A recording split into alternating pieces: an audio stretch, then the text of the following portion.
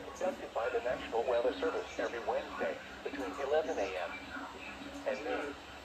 When there is the threat of or existing severe weather in the area on Wednesday, the test is postponed to the first available good weather day. Reception of this broadcast and the weather will vary depending on location. Visibility is normally more noticeable at greater distances, and the transmission will occur when you are using a good quality receiver in perfect working order. Morning service possible. Rain alarm will be activated only for morning and lightning flashes will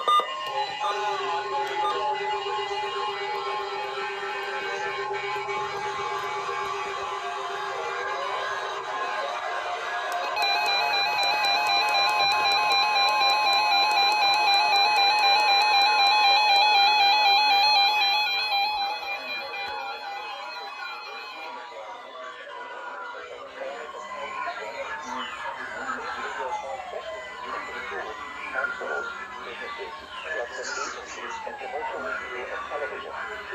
For more information regarding the same program, contact your local National Weather Service office.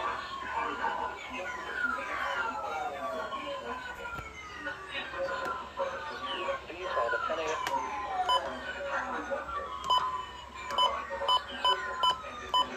at Maple.